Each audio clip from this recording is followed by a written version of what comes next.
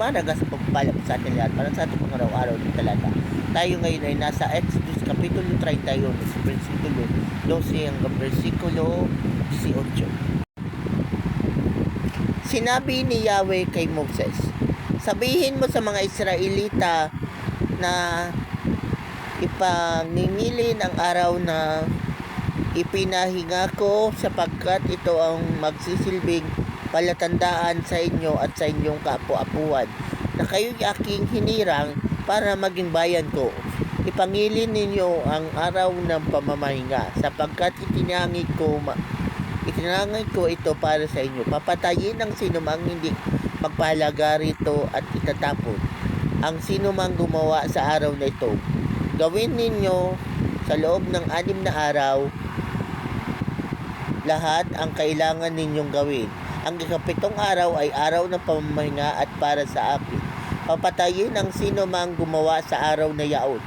Ipangingilin ito sa lahat ng inyong salinglahi habang panahon. Ito'y isang palatandaan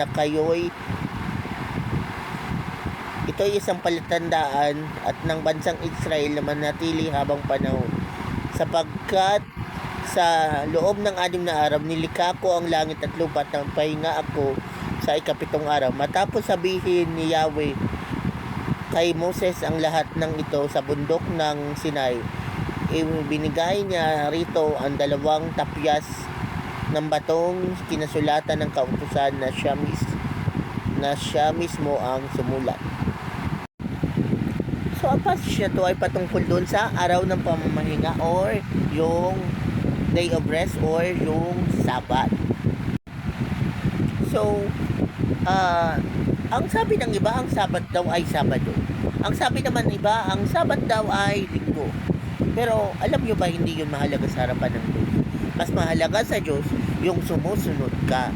Yung obedience mo, mas mahalaga yun kaysa araw. Or regardless kung Sabado o Linggo, ang tinitingnan ni Lord ay yung obedience mo. Kasi yung day 1 hanggang day 6, ang tawag doon is nagsiserve ka nga kay Lord. Tayo kay Lord. Pero individually. Okay? Pero yung ikapitong araw na Sabat, either Sabado man yan o Linggo, nagiging na tinatawag na congregational service or congregational worship. Or nung panahon ni na Moses, yung buong bansang Israel ang nagsiserve kay Lord as a congregation. At sa New Testament, si Jesus ang Lord of the Sabbath.